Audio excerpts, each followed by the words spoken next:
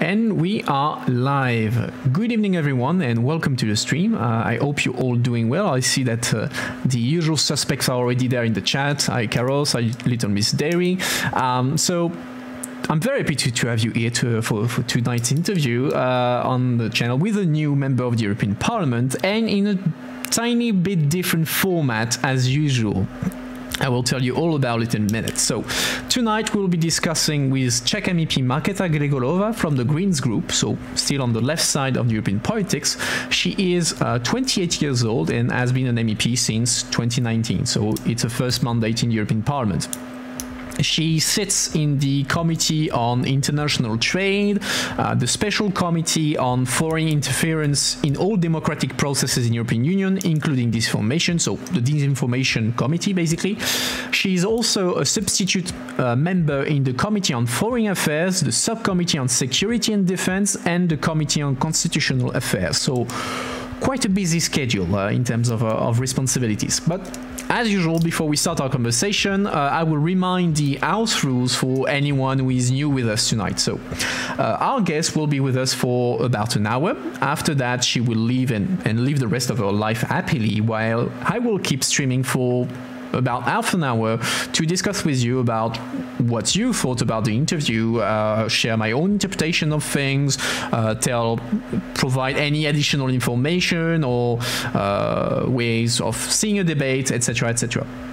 As usual, I have prepared my own question for Mrs. Gregorova, and I collected questions from people on Reddit and Discord mainly.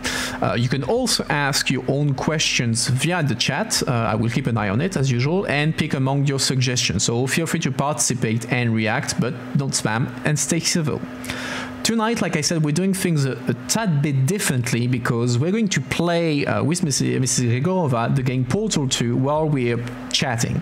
So Portal 2, for those of you who don't know it, is a popular platformer slash puzzle game with a cooperative mode. So you will get to watch my bad coordination skills in addition to Mrs. Gregorova's answers. So I can see like Ekaros is quite happy already to see me suck at game once again. So the goal of these MEP interviews is for you to understand better what is the job of the MEP, who is Mrs. Gregorova, priorities, and maybe some of her opinions on general EU political questions. We will not go deep into policy discussion, and we will not touch on national politics unless it is relevant to EU politics. So keep that in mind whenever you're asking your question in chat. On this note, well, let's start. Let me change view. Okay. So good evening and welcome to you, Markéta Gregorova. Thank you again for accepting to do this interview on my channel. So you heard me explain it to our viewers. The goal of tonight is to put faces on the European Union and help people understand better what is happening in Brussels. So tonight we'll get to know you better and try to understand what you actually do and what you think about the EU. So sorry. Yeah, no problem. I was about to give you the floor because before we actually dive into some high-quality gaming, perhaps to start the discussion, can you like briefly introduce yourself to the audience, and then we'll pick up from there and dive into the game.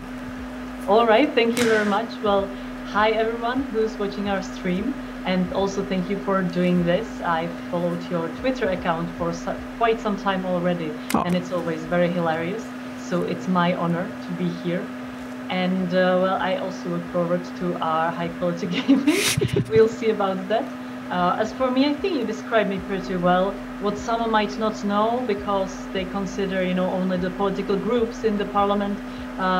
What is the Pirate Party actually? Well, in Czech Republic currently it seems to be one of the most successful parties, and it focuses a lot on digital, the future, participatory democracy, and well, newest technologies. So I will be also happy to answer anything in that regard, but we will see. And you can always Google our party. We are on Wikipedia, even in English.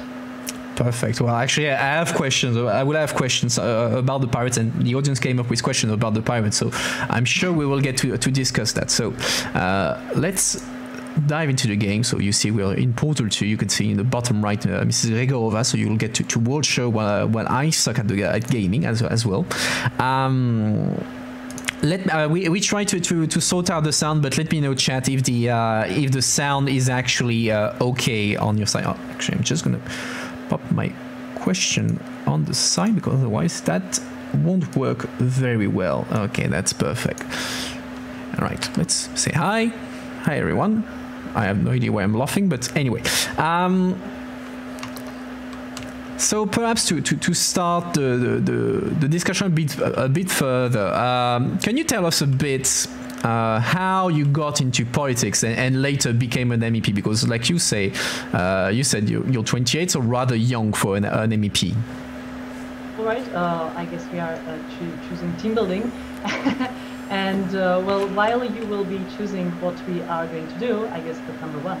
I will answer. Well, I actually was interested in politics since I was like around 18. I joined Pirates when I was 18. And so it will be this year already like 10 years. And I was interested in politics like all the time, actually, since I was a child. So then when I chose European Studies and International Relations as my field of study at university, it was kind of like the obvious choice, but also I didn't ever thought that I will be in the, this will be difficult to focus on speaking. I never thought that I will be in politics, actually. I thought it will be just academia and some activism. But somehow, you know, because Pirates are quite the activistic bunch themselves, it got to the point that I joined them. I think I managed to answer a question under this. Yeah. Sorry, pardon my language. No problem, no problem. It's rather a chill conversation. You will see. I think I see whatever. Is there any? You need to also turn it again?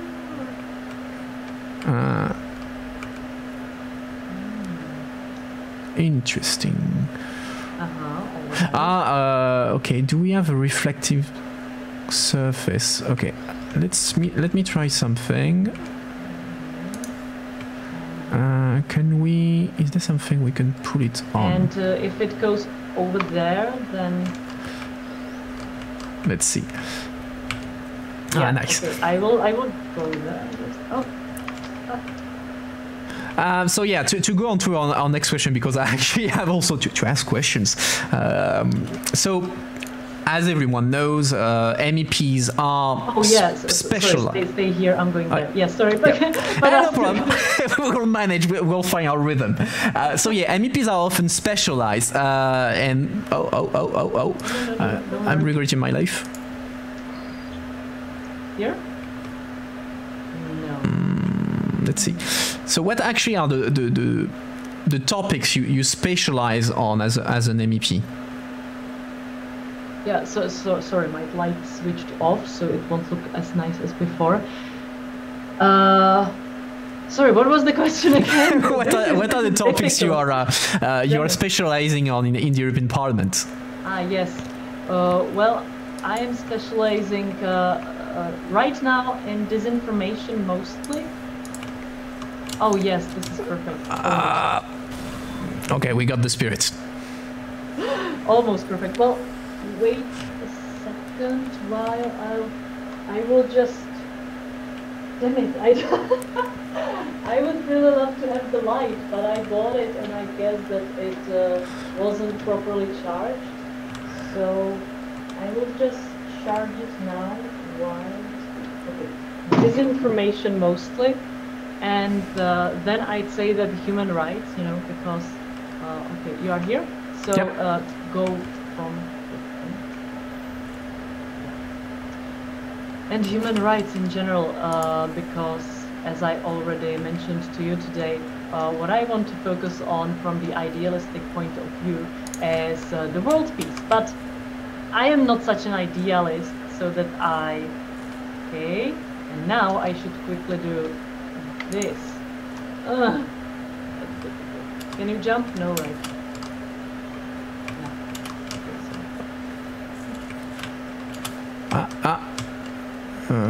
Okay, I will let it go further up.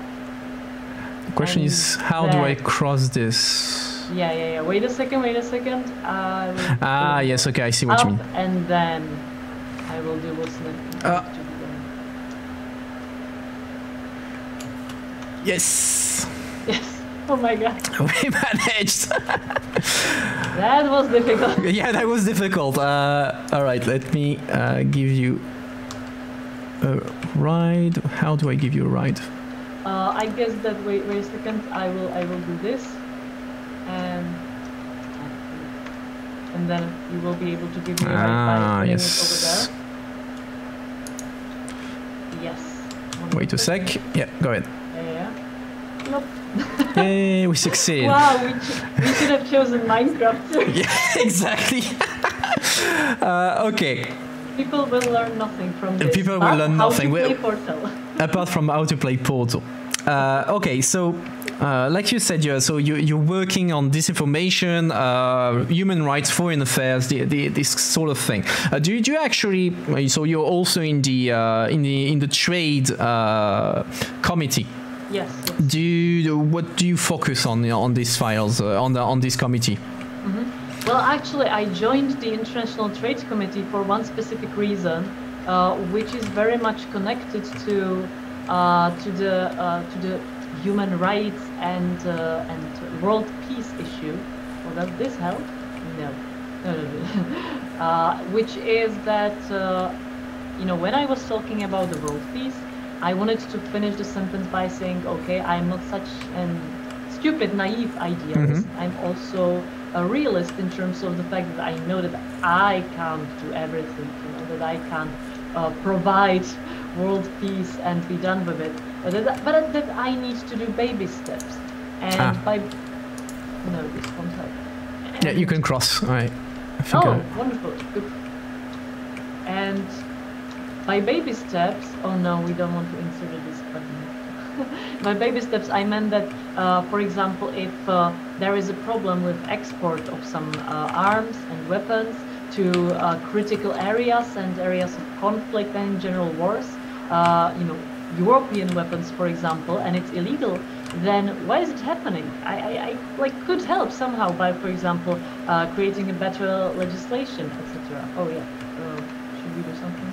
I suppose there's a second. Okay. Okay. 3, 2, 1, go. It worked. Yay. No. We have to. Oh yeah, we have to put there the one. Okay. 1, 2, 3, go. Missed it. Yeah, I managed. Oh, you managed. Perfect. Yeah. Here's the disc.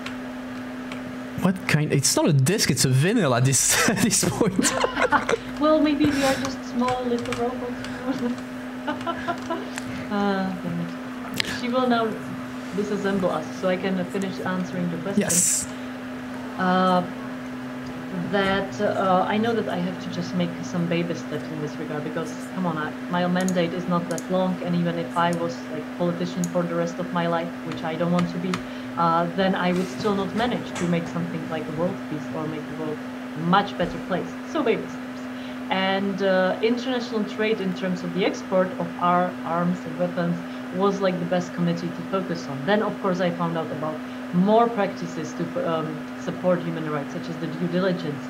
But I actually like to focus a lot on weapons, because I think that it's one of the most pressing topics when it comes to peace and war, right? So yeah, that was number 1. Number 2 is over there. Yeah, how do we take that? Let's see. Oh, nice. Yay. And so that's why I focus on international trade. It's not like I'm an expert in it, like international relations. Wait, I will push it for number 1 so that it takes some time. Yeah, so it's not like I know everything about trade in general, even though for some learning more and more, but weapons were my original interest. Also, I work in one NGO in Czech Republic that focused on mapping the export of illegal arms, and that really shifted me in that direction. I have Little Miss Derry in the chat asking, can you tell us more about due diligence? Yes, I'm very happy that I said that, because I don't know that much about it. But, or should I put it here? No, I think that. Try to go up there. Oh yeah, we need to fall so that it gets some. Yes, to get the velocity thing. Traction, yeah, or something like that. Exactly. Sorry, I will help you. Okay, I get it. This, I guess. Okay. You need to now jump. No, a sorry. bit above. Perfect. Yeah. Let's try it again. Yay! Almost. I need to. What? It should have worked, or shouldn't it? Okay, let's try it again. Give more velocity. Maybe a bit up. It can go more up. On the other one, maybe. Oh well, no, that actually that wouldn't change. Okay, that would change. I can try it, but I don't want you to miss it. No, missed it. Yeah, you're right.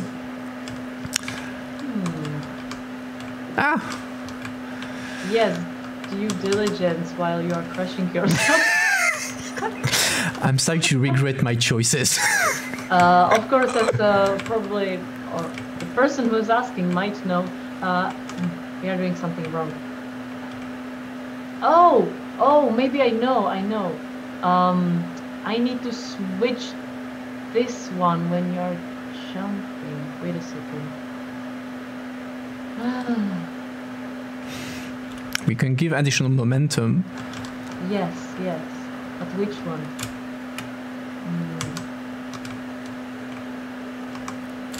In the meantime, I have the chat asking, probably an interesting question, someone asking if you're hiring assistants at the moment.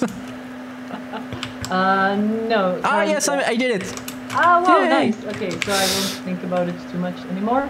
And just also try to jump. Oh, no, you... I deleted the thing. Oh, no. No problem. Okay, I opened one. Okay, let's try. Nope. Okay, I put the second a bit lower. Okay, I will try to also put it lower, maybe? Oh, no. Okay, this will take some time. I am not hiring assistants right now. I'm very sorry, but okay, leave it where it is, and I will try to manage it somehow. Oh no, this is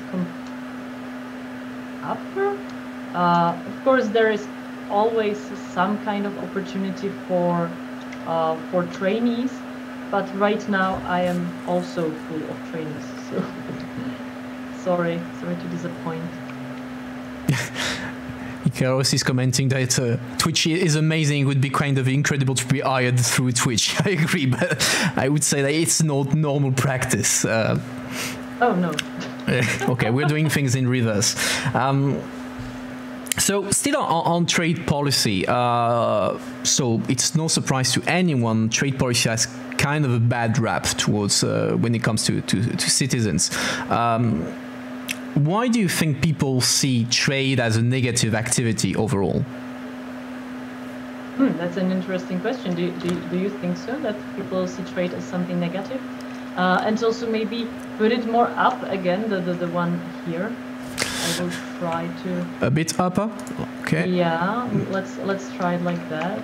I had it previously more up, and I don't know if that helped. It shouldn't have. No, it's the orange portal that would matter, I say. No, you need to put exactly in front of the blue one. Exactly in front, like here? Yeah, maybe a bit lower. Yeah, okay, let's try like that. Yeah, I do think that EU trade policy. Yes.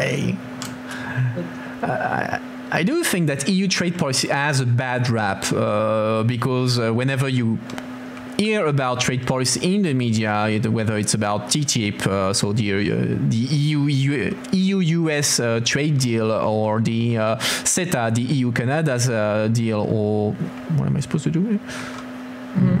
Oh yeah, that's true. Well, one of the problems with that is well, in transparency. Okay, I see. And of course, that plenty of people might be always claiming like, oh, nice. I think we need to put there also the box. I just went here like randomly. Well, you got the right ID. Yeah, oh, sorry.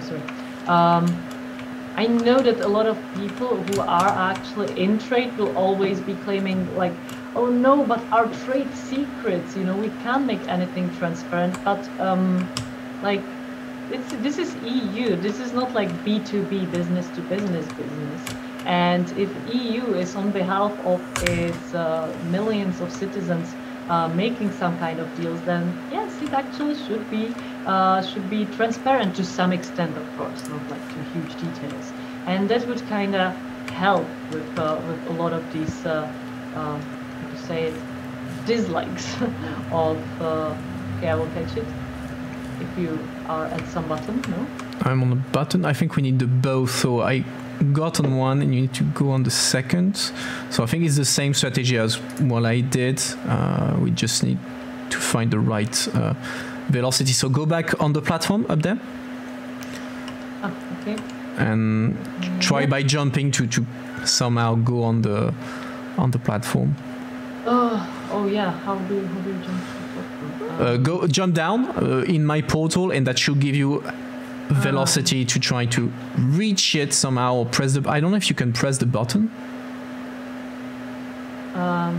Wait a second. I will try to gain some momentum if this is possible. I think you have to go back and jump before falling. So go back up and then to get it. What about here? There is a surface that we can. But where is it leading? Is it leading where we need to? Yes, it would actually lead to where we need to.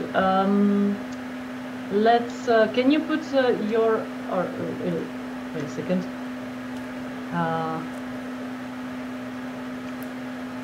I will. Damn it! I can't see the platform. I would probably need you to put the dark blue over there. Okay, I see what you mean. I think that now. Yeah, good call. You're right. Yep, okay, perfect. And I will go back up myself. Yep. Oh, crap! Actually, let me. Complicated. Back also to the. Yep. Okay, I got it. Trade deals. For what I tend to criticize a lot is actually that we don't really focus on the human rights aspect a lot. And again, that is something that some people might. Should I jump down? Yeah, we finish. The door is open, so we can come down. I hope I don't die. No, it's fine. I know that a lot of people are very unhappy about putting human rights into trade deals. But honestly, if we are trading with dictatorships or any kind of authoritarianships, then how can we even manage to push for our human rights agenda within our borders and in the 27 member states when we then exploit people from the authoritarianships? And of course, even strengthen the regimes because we actually give them more money and give them legitimacy through making such business with them. So yeah, that would be my criticism of such trade deals. Oh, this is nice, but I should do it because otherwise you will lose the portals. I now gain the momentum, and then we need to do something, but I'm not sure about okay, I need to be okay. I identified the right one, so go back down there and I will activate the last seconds. Yeah, okay, so I am ready. Whoa. Oh, sorry about that. So now I understand what happened. I need to actually push the button. It's on the timer. Okay, I didn't realize it.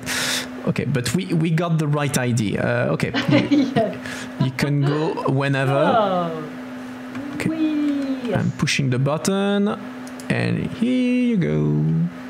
Oh no! Yes, am I here? Yes, yes, I'm here. Sorry. Now I need. And now I will help you. Wait a second. If I push the button, what does it do? No, I can do it. You just have to open a port.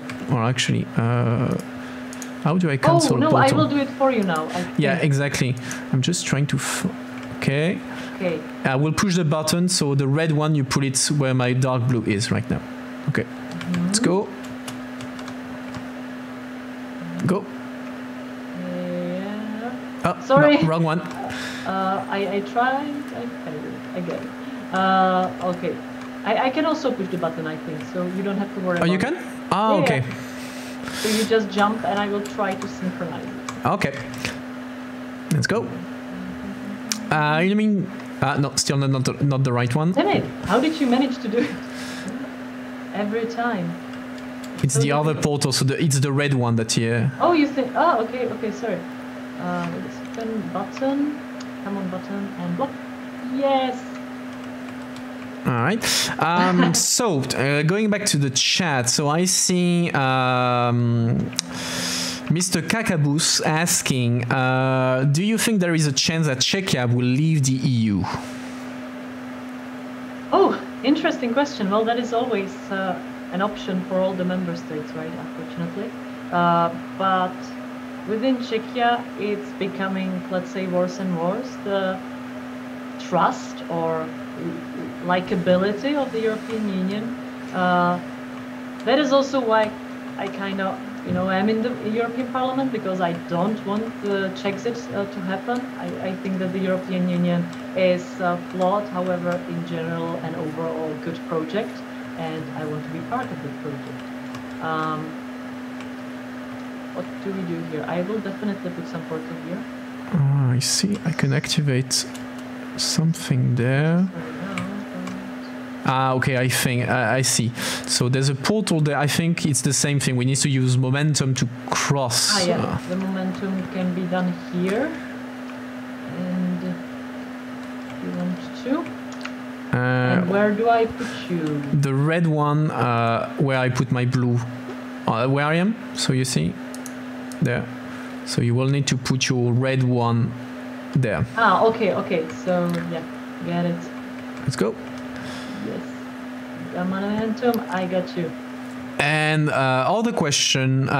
So from someone that I guess is not. Okay. You need to push the button to activate the platform, and then the ball will fall on it. Yeah. So yeah, question from someone who is not a big fan of the EU, I guess. Who's saying, well, that the okay, that failed. No, it's there. Oh yes, okay. I'm ready. I got it. Who is not a big fan of the EU and say why? The question is, ask Markéta why a rich country should be part of the EU when only poor countries profit.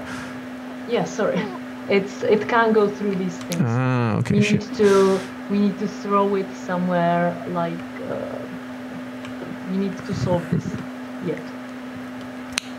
So yeah, do you think actually that the EU only benefits poor country rather than the rich ones?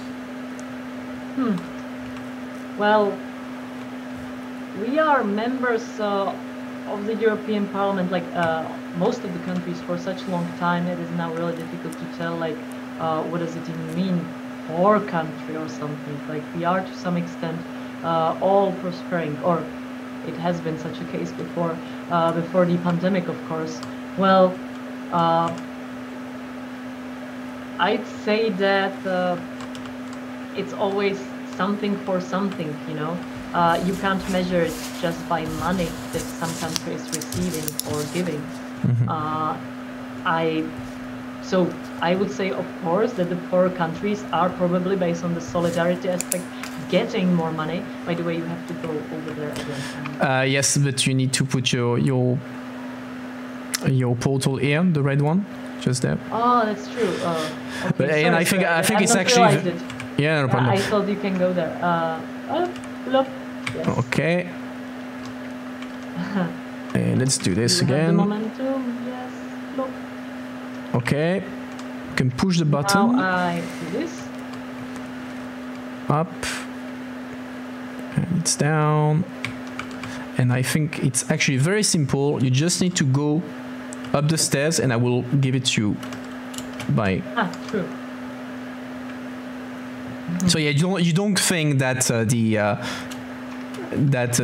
EU only benefits poor country, which I mean I would agree with. I agree with that, and that's probably something I will discuss after the end of the stream to explain it further. To add one more thing about it, we were actually just discussing trade deals, and you know, everybody is benefiting from pursuing trade deals through the European Union, because one small country, based on this GDP, can't really, you know, make the same deal as 27 countries and its combined GDPs. And what we can do, we are, I think, the biggest trading bloc in the world currently. Actually, not the biggest economic, but biggest trading, and that means something, and that's benefiting for everyone. So it's not like the poor countries are always on the, you know, good side, because also when you have, for example, a bigger country, richer country, it always also benefits more from such trade deals, very naturally, because it can offer more into the trade deals.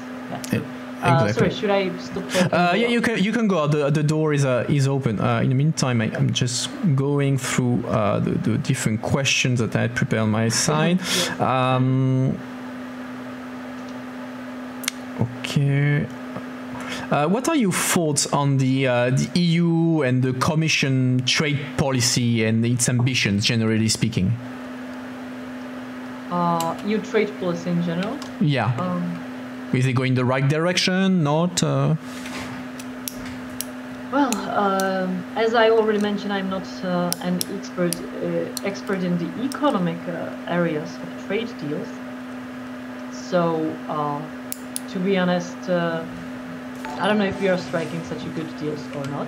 However, as I already mentioned, I highly dislike how we are not using our power, the biggest trading bloc in the world, to actually push for some of our values. You know, for example, just a brief example, the EU-Vietnam Treaty, EFTA. I somehow follow that, and there has been some provisions like that they should follow the ILO rules, so that, you know, we are not actually buying products made by children, and products, you know, made by like forced work, etc. And they did not actually follow through these ILO provisions, and we still struck the deal. Why? We could have just say, well, we are not signing until you are fulfilling those criteria that you, by the way, already agreed to fulfill. You know, so it's not like even pushing out democracy. I know some people are really like anxious about that, because yeah, sorry, I should do something right. Yeah, it's the same momentum, and I will actually, we have to fall there, and your red portal, you will put it just here, so that I can push the button. Okay. You still want to fly? I want to fly. That's your dream? Okay, you are flying. Whee. Ah! I missed it. No problem. Yeah, and just pop in the chat still the question about the interest of poor countries, etc. And I see the question of brain drain. Did I push it? I think I pushed it. Yes, you pushed it, but what did we achieve? It's supposed to drop a ball, I suppose, but it didn't work. Yeah, it did not drop the ball. Should we try the other? Oh no, should we both do it? That's yeah, do we have to do it? Oh, you're right, you might have to, but how do we do it at the same time? Oh, I think I know how it's supposed to work. So I'm gonna drop, you will put the red first there, and once I'm in the air, we'll push the button, and you have to put the yellow portal here, so that I can then jump immediately to do the other one, because it's probably timed. Yes. Cool. All right. Let's try it. Let's do this. Momentum. Okay. Yes. Yes. One. Did it work? Yes, it did. Yay! Yay! Oh, we have plenty of them. Okay, I see one there. But yeah, Fortnite skilled game. It's actually an interesting question, with the question of brain drain and all that. I will deal with that after the interview, because there's actually quite a bit to discuss about that. So that way we can move on with the rest of the interview. So moving away from trade policy for a while. So as you mentioned, so you are part of the green groups, but you're not actually you're not a green yourself. You belong to the Pirate Party. Yes. So first questions is so coming from I think it was Reddit. I'm not sure anymore. So I will read the question as it is. Oh, okay. Actually, we didn't need 4 of them. Okay, fine.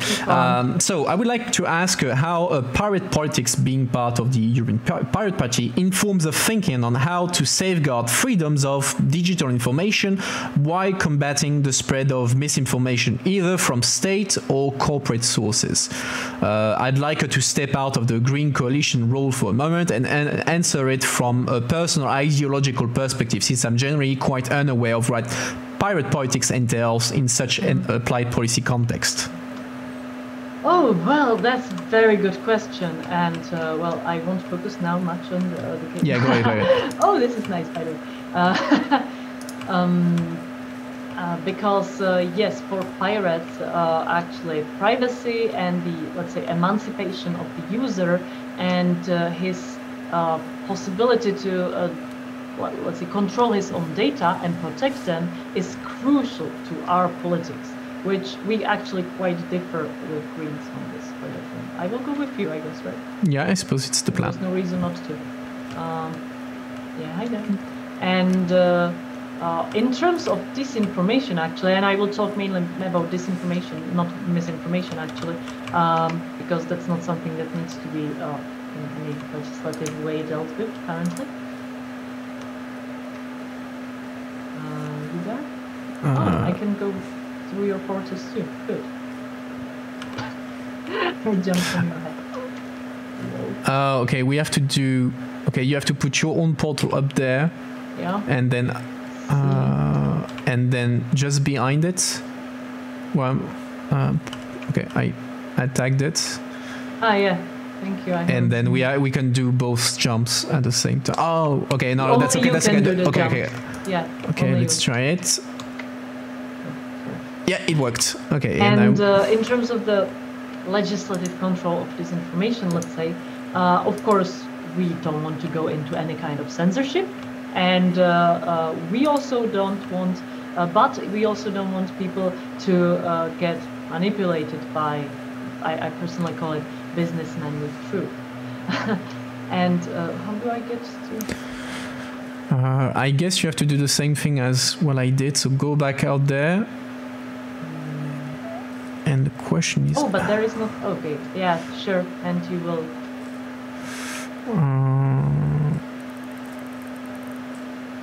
Well, I can't see it, actually. Yeah, you can't put it there. That's strange. Can I do that? No, I can't. Because I can do it on this side. So you go through there. The question is how to get you. Yes. Well, while you are trying to figure that out, because I need to focus on the answer finally. Yeah, go ahead.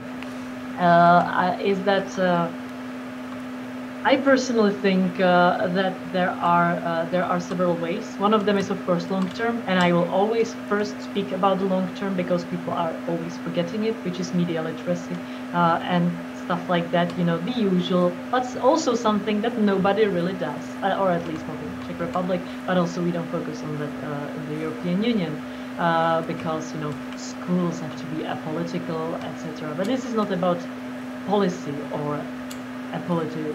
Whatever. It's really about people being able to work it with information and make informed decisions, as I already mentioned today. And that is the long-term approach, to really start doing something about it, because nothing has been done yet. Well, I think that if I go back, I can't. Sorry, I will let you do it again. And then there is the short-term approach, but it's still not short-term. It's not like we have, sudden, amazing recipe against disinformation. But it's a lot about dividing the power just from the corporations. Like, let me tell you, I am not like against corporations in general somehow. It's just that they care about money only. They don't care about, you know, society or how we are working in society, and they are not responsible. And they honestly, they don't want to be responsible. When I talk to Google or anyone like that, they are always like, well, we actually hate this regulatory vacuum, because then all the responsibility actually you know, falls down onto us, and they really don't like it. And I agree, they just don't want to be regulated in a way they don't like. And therefore, what we need to do to some extent is to take the responsibility from them and actually make the governments to some extent responsible in cooperation with the corporations. And thirdly, like it as a triangle of power, because that's how the European Union works too, is, you know, is actually giving power back to the people.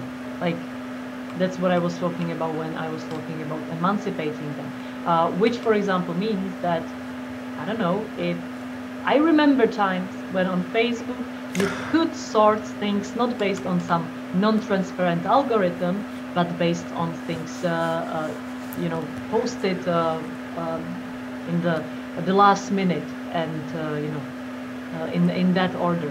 And currently you can't. You are actually enclosed in the algorithmic bubble, and you don't know why something shows itself to you. And that, I think, is very difficult, because then you are actually holding the internet user by hand as a child and walking it through the internet. And of course it's losing, or the people are naturally then, by this behavior, losing any kind of mental power to do something about it. So I think that when we are talking about any kind of regulation, we need to you know, always include both corporations and governments, but also not forget about users, because users are actually the ones that are being targeted, and we can't always act as if they are children that needs to be only protected.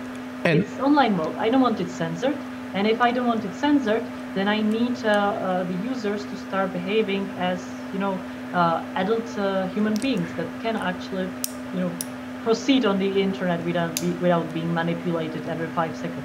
And speaking of the users, Ivory is asking the chat, how does the EU fight the political-oriented trolls providing misleading information about various issues trying to influence people? Oh, sorry, can you read it again? Sorry. So the question is, how does the EU fight the political-oriented trolls providing misleading information about various issues trying to influence people? I'm not sure which tools does the person mean.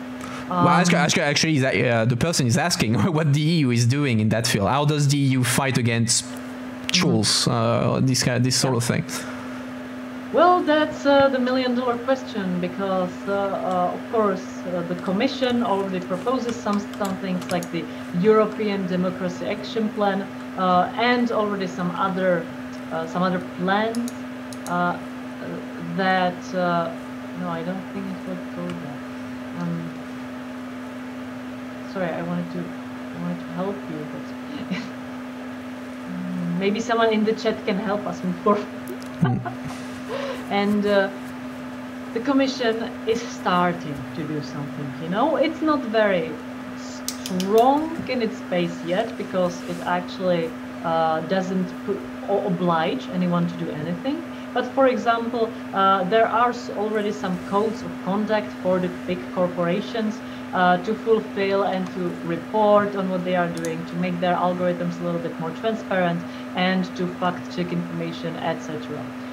Which is good, but still all the responsibility is actually you know, on the corporations, and also it's not obligatory, it's just voluntary, but it's a step forward. Then some member states, of course, that own some individual regulations, but not many of them, to be honest. Mostly France and Germany, and then yeah, and that's it. And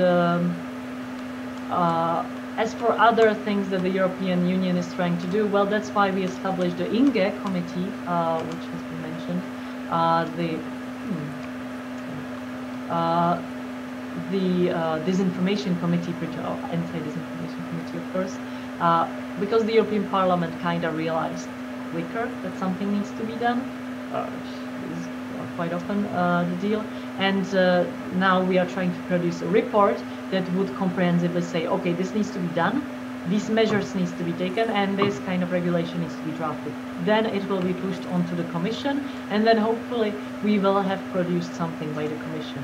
It's not like the European Parliament is saving the day, you know, it's not like the Commission is doing nothing, but they are much more careful than I think they should be.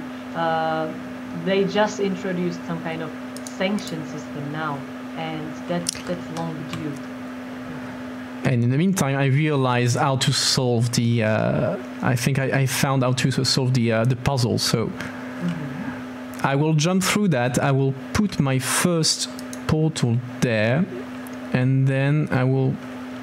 Okay, let me do that. Yeah, you will have to shoot the portal, I think, while you are flying. Oh no, you're. No, I think. Oh. Okay, do it now. Oh, but you're on the wrong side. Okay, you have to stay. No, I can do it. I can do it.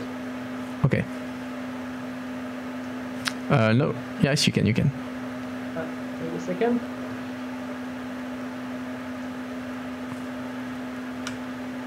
Ah, you missed it. Why did I fail? I needed, maybe not enough momentum. Okay. Try again. I will watch the where you land, so just in case. In the meantime, to a question from Miss Derry to go. Ah, perfect. I see yes, that you went through. Yeah, we needed to switch the portals. Yeah. Okay, so now you go back. Okay. No. Wait. Do we have this thought through? Okay, one of us is through. I think there needs to be an extra. No, if you go back, you lose your portal, and we will be in the completely same situation. So we have solved nothing. So while we. And now I can think about it. And then okay. In the meantime, I see Fortnite skill game asking a lot of questions. Not all of them irrelevant, but more like institutionalized kind of question, like why the commission is not elected. I know. Yeah, go ahead. I know. Yes. Sorry. Lop, you go through the red one. It's fine. That's genius. Oh my god. It took us so long. Haha! But also I need to somehow join you, and I'm not sure how. So I imagine... Or maybe I need to go back again, and you need to put me portals... no. I can't... I imagine he has to do something with this one. Okay, can you put portal over there or not? No, I don't have an angle. No, okay. No, actually your portals are... No, wait a second. Because I know. I will go there, I will jump, and there is the dark blue on that side. So just put your light blue here. Okay, light blue on here, okay. Yeah, if you have your dark blue. Yeah. Okay. Yeah. That should work, hopefully. Let's see. Oh no, there's not your dark blue. Why is it not there? I don't know. I did the... Oh no, we will need to do it again. Oh no. It's fine. In the meantime, let's try an easier question. That way maybe we could do two things at once. Okay. So put there your dark blue. Here. Dark blue. Where are you? Oh no, you don't be here. Go back. Okay. Now. Oh no, sorry. Dark blue. Light blue. Yes. Now I can go through. Keep them as you have them. Okay. Now, wait a second. Yes. Now go here. Don't do anything with your portals. Oh no, you can't go back. Oh, that's why they disappeared. Fuck, sorry, I thought we had it covered. Okay, So let's focus on the question. Otherwise, I think this puzzle is being the end of us. So, Yes. Little Miss Dairy, for the third time is always a charm. So, this question is, what do you think of your work as an MEP, generally speaking? How is it different from what it was from your external view? That's an interesting question. Well, I really enjoy it because I always enjoyed politics, actually, as I already said. And I think it's fulfilling job. And that's something, that's, well, valuable. I previously worked as a marketing specialist, PRist, the tester of web applications, and stuff like that. And even though it was nice and I was quite good at it and it was fine, at some point, especially being more involved in my party's activities, I realized I'm something missing, some purpose. And so I really enjoy this because it gives me a lot of purpose. And yeah, as for the job itself, to be honest, it's not so different from any other job. You need to work with other people, you need to learn the mechanics of the work and what you need to do.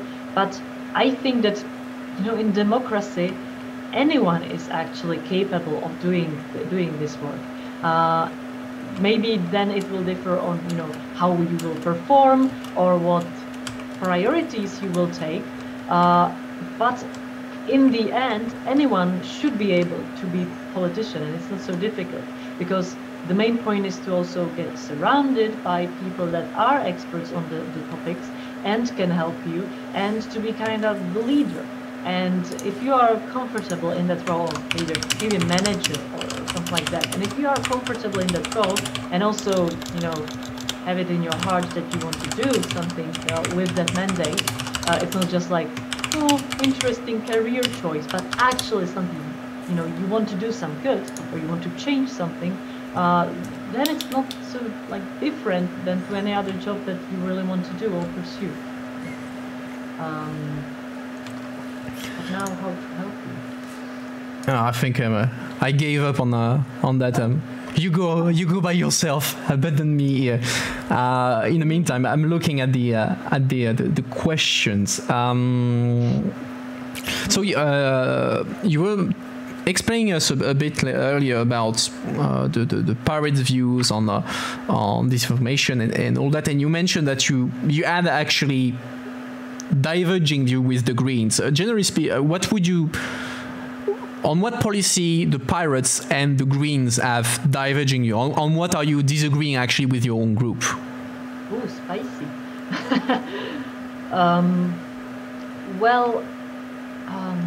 Let me put it on an example, and it will be a controversial example, so I hope that's interesting. Let's talk about the issue of dealing with pedophiles on the internet, and for Greens, the issue is quite, let's say, straightforward in this regard. They want to block them, censor them any way they can. They just don't want them to be able to exist on the internet or do anything. Oh, you are there. Oh, nice. Oh, this is interesting. Well, we're back to square one, actually. Portal here. Are we? Yes. Except that. No, we can. Okay, go back, jump in the portal, and you. Well, no, that's not going to solve anything, is it? Wait. No. Wait. I think we are onto something. Yeah. So let's not mess it up, and I will finish my answer. They just want to completely block them off the internet, but that's kind of short-sighted, because you can't truly block anyone, not while we are in the European Union. I don't mean China and such countries. Naturally, you can block anyone there. And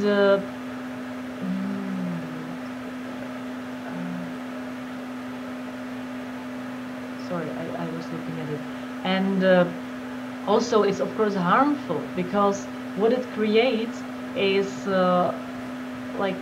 people just finding their ways more and pursuing even more, let's say, legal ways of obtaining what they need or what they want, etc. And of course, the downside of the censorship also is that it might fall upon people that are not the so-called target group of these restrictions, and then you are suddenly censoring like people who are, I'd say, innocent, but I'm also not claiming, you know, that pedophiles are immediately, you know, not innocent or something like that. I know that's a very controversial topic, but I might get into it if you want to, because pedophilia, if you are not hurting anyone, is not a problem. It's of course an illness, a specific sexuality that needs to be addressed somehow, but it's not like something that should be criminalized, in my opinion, by default. What should be, of course, criminalized are deviants and creeps that are actually hurting people. Anyway. Okay, well, that's an interesting view. I have to say that's the first time I hear such a view. Okay, that's interesting. Oh, really? Well, yeah, I know. I mean, no, that's because suddenly, you know, people get emotional. They think about the children. But I'm saying that, you know, I'm talking about people that are just sick and are not hurting anyone. Why are they so much like blamed by how they were born, you know, and especially when they are so much trying to suppress how they were born. And yeah, in that regard, like if they are really trying and not harming anyone, why shouldn't they, for example, be able to access some legal pornography, for example, created, you know, by you know, the animated one or stuff like that? Is it really hurting anyone, or is it just disgusting people, and that's why they want to ban it? You know, I'm not here to ban someone who disgusts me if they are not doing anything wrong.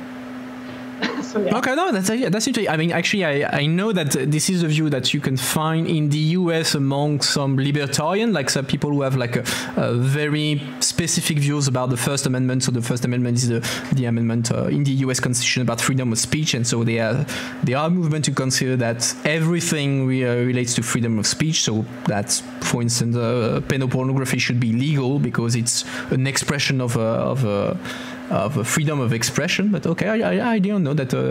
I knew that in the specific context of the US, I knew that, but I knew not the. It's maybe about not like bullying people that are not like guilty of something. Okay. I know. Put here your dark boot. Let's try it. Okay. That's actually no. No. Oh no, I can't. Damn it! I really thought I had it thought through. What about no? I will. No, sorry. I'm so focusing on. That allows you to go on my side, but that's it. That, that I did not manage to.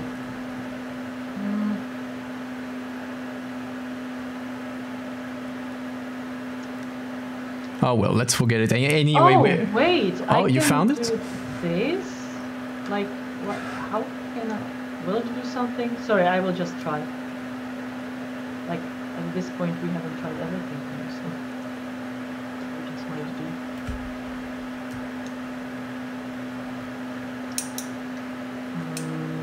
Yeah, sorry. Continue with your question. Yeah, so moving more again at a macro level. So it was a question, I think, from Reddit. Someone was asking, why is the EU so incredibly complicated? Is it intentional?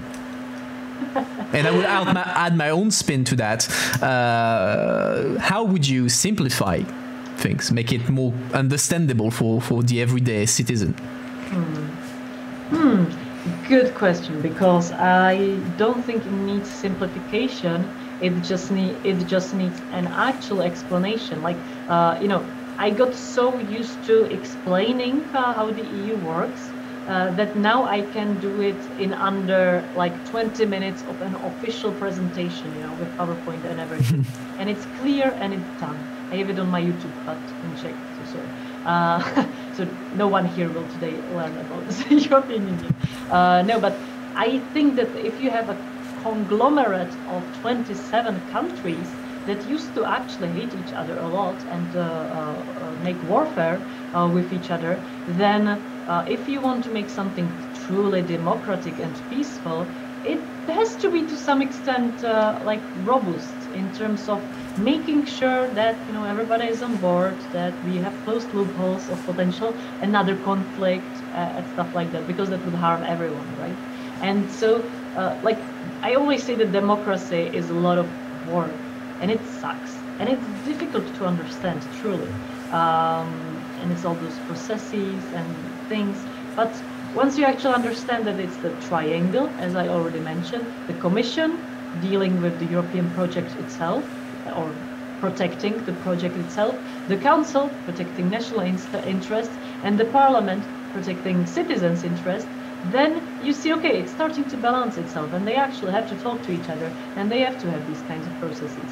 And I'm happy with this. I don't want any kind of like dictator to, tell me how what we should do unilaterally. Of course, it would be clear cut. It would be immediate.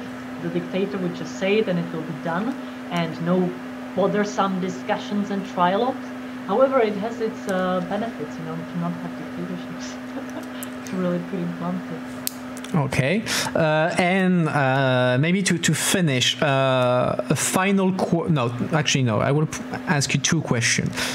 First question, so just to give the context to the audience, when I was doing the promotion of the stream on Reddit, on the Czech Reddit, the post created a big debate about the overall legitimacy of MEPs, and particularly young MEPs. People asking, well, someone who is young, who has been literally doing politics all their lives without professional experience, what can they possibly bring to the table that is worthwhile in politics and in the parliament? So my question to you is this: what do you think a young MEP can bring to the table as an MEP? Yeah, well, definitely not a good play of Portal. Good game of Portal. No, I'm kidding. Well, I slightly mentioned it, I think, today here already, which is the deal with, well, democratic representation, and who actually can and should participate in democracy. The thing is, people started to think about representative democracy and politics within it as something for, a few chosen ones who are somehow expected to fulfill all their dreams and wishes. But that's not how democracy should work in my eyes. We are still each citizen responsible for our own democracies. We can't just throw the responsibility on someone else for 4 years and hope for the best. And we see it failing, actually, so that kind of supports my point. And if we actually cared more and somehow tried to participate more, then of course it's only natural then more people who are not your typical, with tie and a suit, older man politician, that it has to be more diverse.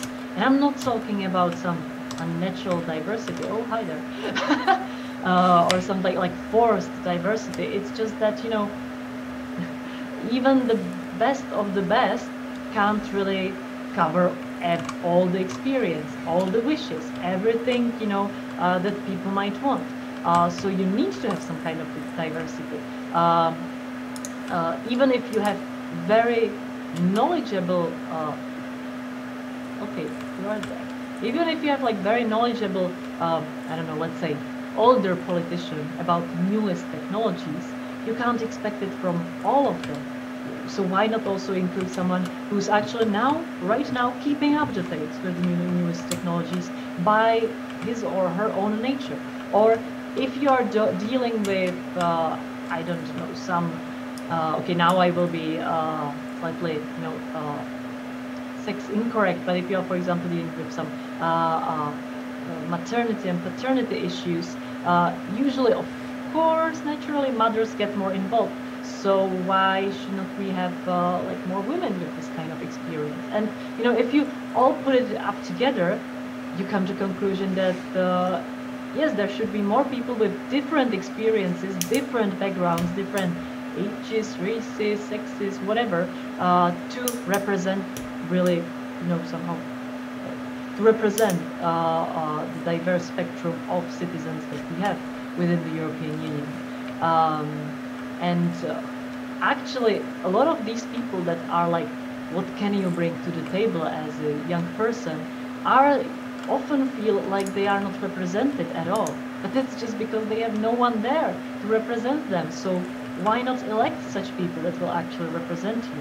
As I already mentioned, it's not a rocket science. You just have to know what you want, be able to learn about it to some extent, and be a good manager that will get together experts that also know what you want and have the same kind of ideology or support your ideology, and then just like push for it. The system like works in your benefit because like there is always a change, in people who are coming there. And if you change the members of the parliament every 5 years, you can't really make the system so complicated that they will have to, get used to it for 2 years. That's stupid. The system is really inclusive and easy.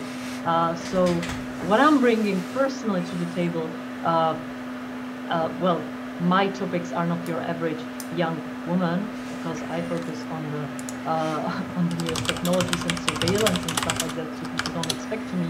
But let's say the idealistic approach of my generation that really never experienced World War and doesn't want to experience it ever again. So we are trying to not go in the past mistakes and in the past footsteps and try to find new approaches, and bring them to the table. Sorry for, again, such a long answer, but I think this is really important to stop thinking about politics as something exclusive. It's really inclusive and should be. Okay.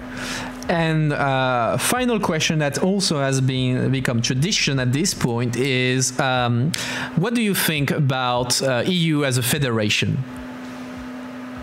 Well, personally, and this is not my party position, personally, I am rather a Euro-federalist, but with a specific point of view on how it should look like. Because when we really failed. Oh yeah, I gave up on the game. I put you back on the just the Zoom. I gave up. I think we have officially failed at Portal 2. Okay, so I will also give up on looking here, and I will just look here.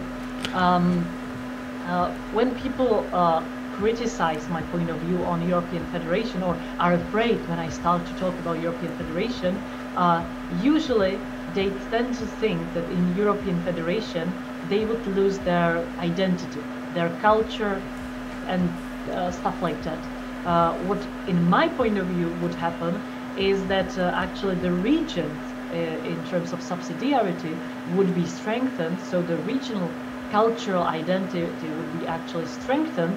Let's take the example of Catalonia, it would easily exist in the European Federation, and the only thing that would actually somehow be abolished are, well, national borders, which already in Schengen are not so strong anymore. Of course, can be renewed if we have pandemic here, but I'm now talking about the after or before pandemic world.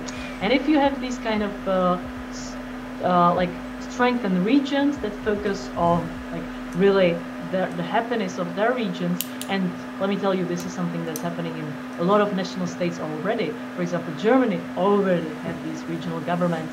Czech Republic doesn't have very strong regions in terms of like what they can do, but they have plenty of responsibilities. They actually take care of roads, they take care of hospitals, they take care of schools. That's like basic infrastructure. So what do we have stayed here for? Well, for security and basic economic stability. And as I already mentioned, actually European Union is the biggest trading bloc and also very strong economic bloc. So it can provide you very well with some economic stability and strength. Or it could if, we also in this idea of European Federation somehow balanced it. And of course, as this kind of huge bloc, it can also provide security if we pool these measures, if we pool these things together. So in general, like, I'm not saying this is something that should and could happen in 10 years, but I am, well, kind of more focused on the future. So this is something that in my utopia world could happen in like 100 years. Yeah, okay. It could be fine. Yes, sorry. No, that makes sense. It was a structure. I can see that L'Europe who is always asking this question is quite happy. So if he's happy, I'm happy. And actually, it's been over an hour now. So I think that we will go to the next phase of the stream. So I will give you the final word before you go on and enjoy an evening that does not include Portal 2. So go ahead. Yes, well, I'm very sorry for this failure. I hope nobody judges my politics based on this. And thank you again for inviting me. I think it's great that you are doing it. I really I want everyone to start following you on Twitter if they are not doing it yet, because I think you are very funny. And thank you. The right amount of cynical is always good.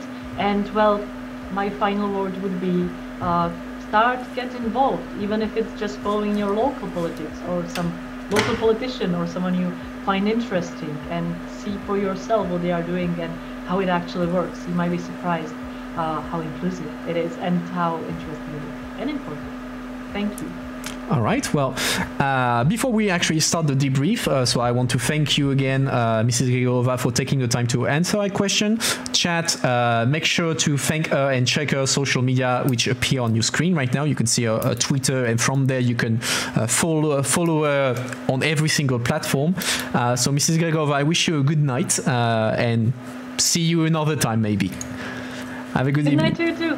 Bye-bye. I will watch the stream now, so don't talk badly to me about no, I won't. No, I'm kidding. All right. Bye-bye. All right, so let's start with the debrief. So first, let's start with the obvious. It's not easy to do an interview while playing, and yeah. Well, if we were to do that again, I would have to choose the game a bit better to something that requires less attention. But I hope that you liked it anyway. To answer your question for tonight, I'm French. It was actually quite a vivid debate in the chat, and I will go through the different remarks, because including from Fortnite, because there is actually quite a few things to discuss then, and whether we agree with them, that's another topic, but it's worthy of a debate. But on the interview itself, it was interesting. That's for sure. I was a bit surprised, I have to say, by the opinion about the whole pedophilia aspect to it. That's like I said, I said that's something that is not surprising from a US perspective, but from the European perspective, I have to say, at least in European Parliament, I never heard it. So that was interesting. That was actually interesting. So then, beyond that, so we discussed one point that came back frequently in the chat. Is about the benefit of the EU for poor countries versus the benefit of the EU for rich countries. So we have Fortnite in the chat, who is making the argument that the EU only benefits poor countries because they get a lot of money through the EU, which is true. They get a ton of money from there, and they also raising the point that it can cause also brain drain, because we have. He was taking the example of Poland, who is losing doctors because doctors are leaving for Western Europe, although it's not only Western Europe. But anyway, so this is indeed real questions. But like Mr. Gregorova was making the argument, first, you can't assess the EU only in monetary terms. I mean, without going back to the Brexit debate, and I think that at this point we just all know at this point that the EU is not only the benefits of the EU is not about a paycheck. It's well beyond that. The benefits are way beyond that, and also like Mrs. Gregorova said, well, indeed you have a lot of money that goes from, to caricature a bit, the Western Europe to the Eastern Europe, or the rich country to the poorer country. she made the point that a lot of companies in Western Europe actually benefit from that indirectly, because that allows them to make business in the Eastern country, because the Eastern country will buy products made by Western companies. So there's a bit, even if it's not one-to-one, there's still a bit of benefit. And then again, the EU is based on solidarity, and it's undeniable that the EU has been very beneficial to streamline a bit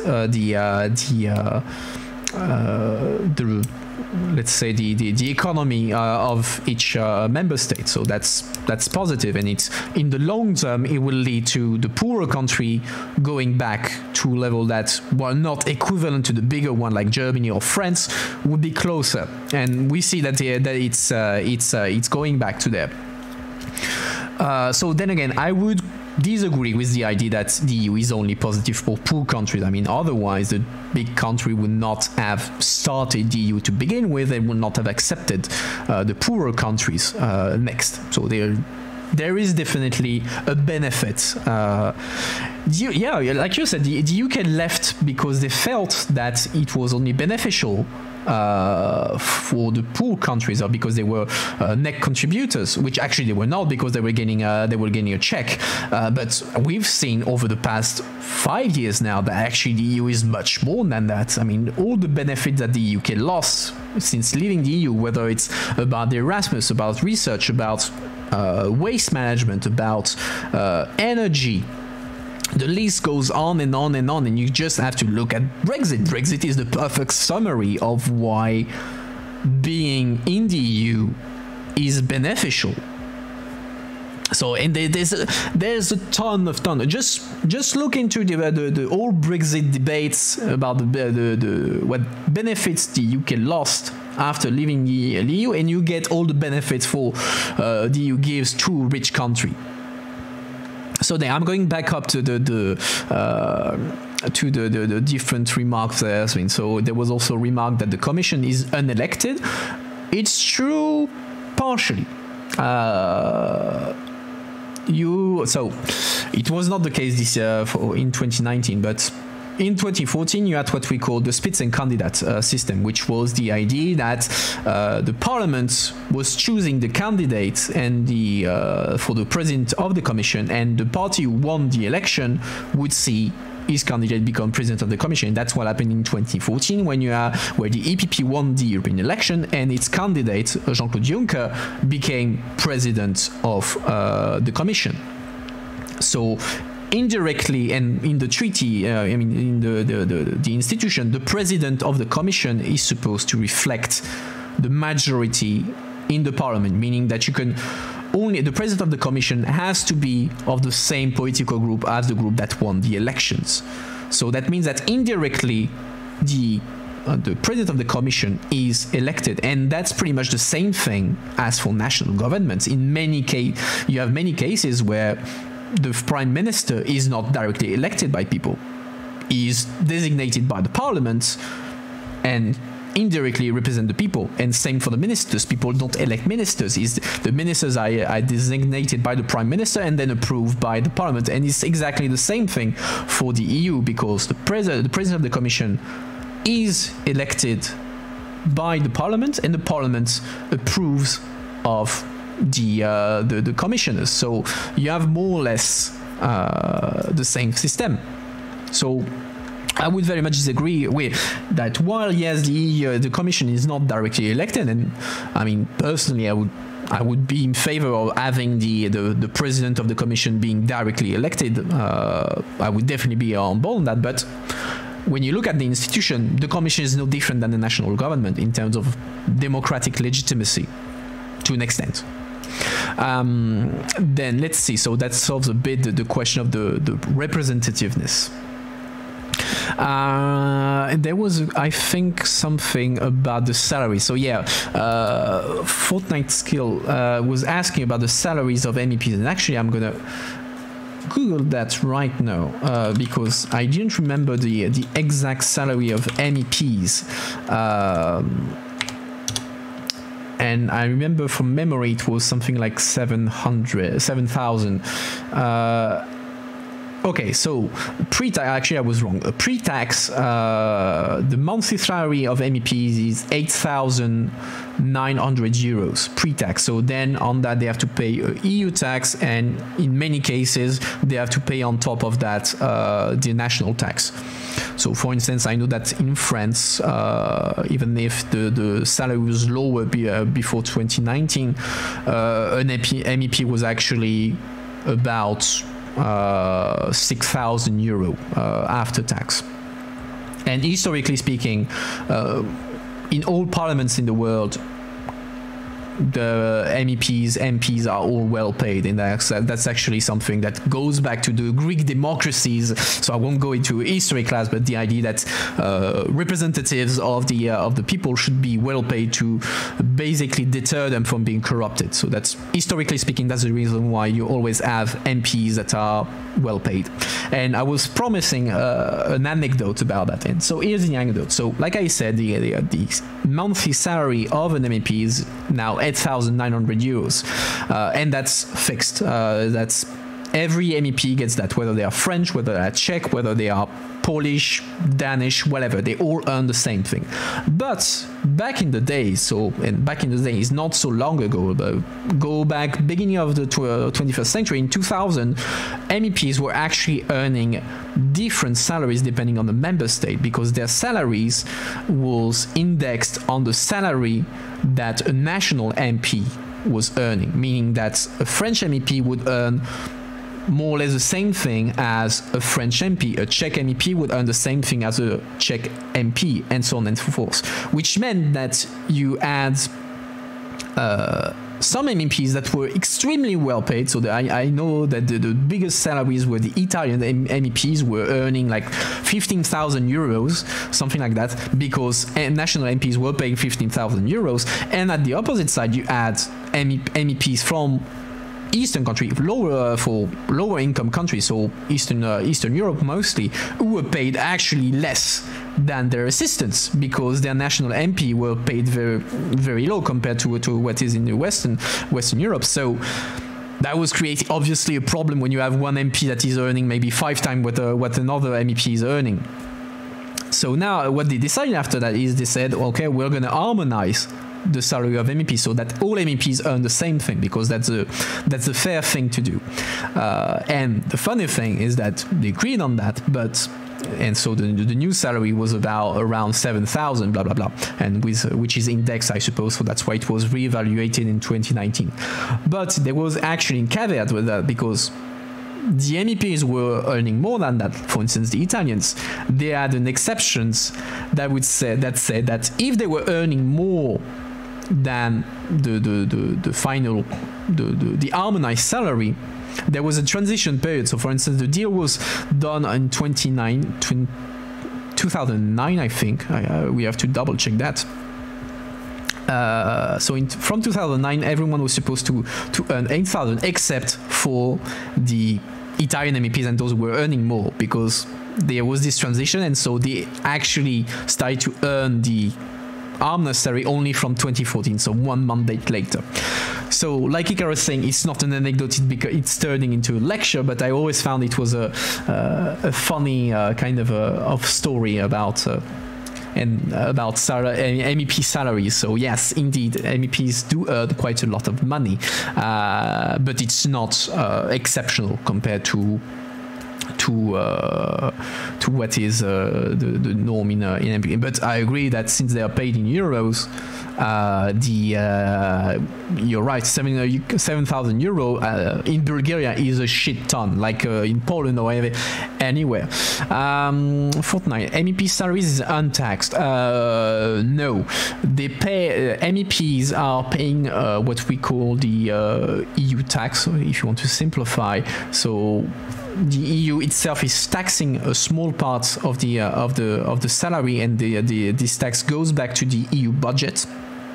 And then, depending on national law, it depends from member state to member state, but the MEPs can then pay national taxes. So for instance, French MEP, I know it's the case, they pay first the EU tax, and then after that they have to pay the national tax.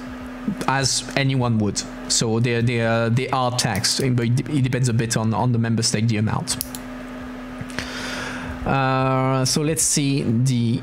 Oh yeah, and Icarus was saying something that one of the reasons why the MEPs were paid a lot was because they had to pay their staff. Actually, no, because it's two different things. You have on the one side the pay of the MEP, and then they have a separate budget to hire their staff. So it's two separate things. The money that is used to hire people never goes actually into the end of the MEP.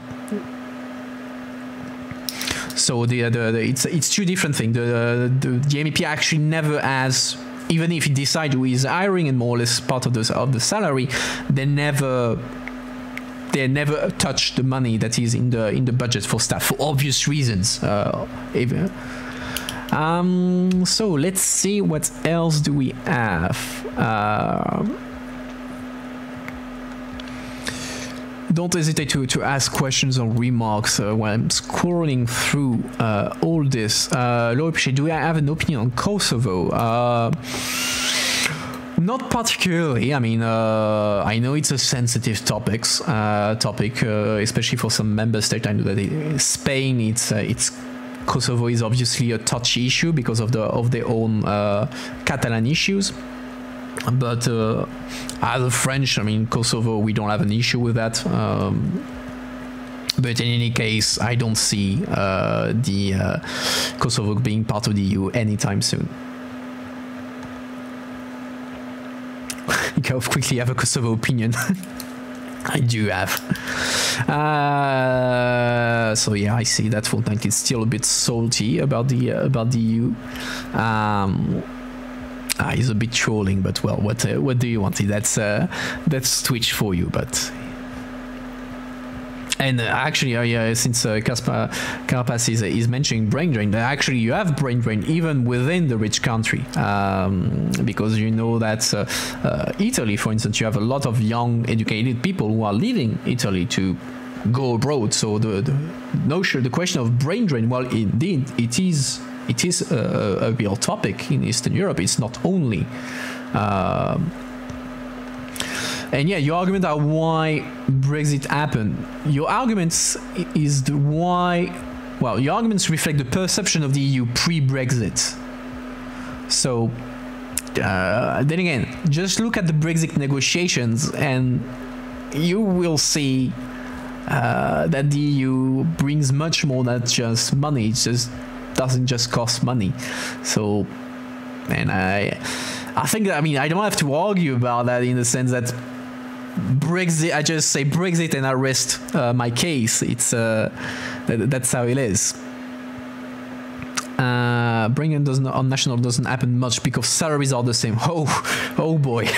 Well, as a French, I can tell you that it's not exactly true. I mean, brain drain happens on national level. I mean, there's a saying in France that says that there's Paris and the rest of the world. So yeah, you have brain drain at national level because the big cities and especially the capitals will actually do brain drain on the rest of the territory, especially when you are into a very centralized country as France. So I'm talking about France. I know it can be different from country to country, but it's saying that there is no brain drain on national level, that would be untrue. But anyway, let's see. Anything else apart from the usual debate? I don't see anything particular. So I will actually do my conclusion because it's 10 o'clock. So it's time to wrap up, I would say. So I hope that you enjoyed the interview. some work will be needed on the format whenever there is gaming involved. So on that, I will see what I can do in the future. But don't hesitate to give me your feedback on either here on Discord or on Twitter. The links are in my bio. So feel free to join. Next week we are going back west, and we'll be going French as well, because I will be interviewing French MEP Geoffroy Didier from the EPP group, so from the right wing. So it's going to take place next week, Tuesday at 7:30 CET, so 1 hour earlier than usual, and it's going to be in French. So apologies for those of you who don't speak French, but after that we'll go back to English content, English speaking content rather. So be sure to tune in next week. As always, I hope you enjoyed tonight. Don't hesitate to follow me here on Twitter, on Discord. It helps the channel a lot. So all the links are in my bio. And on this note, I wish you all a good evening. And I see final question. Nobody speaks French. Pierre says, yeah, that's true, but French people speak French, so that's why I'm doing it in French. So yeah, on this note, thank you all for being there tonight. Thank you to all my new followers, and I wish you all a good night. And see you next week.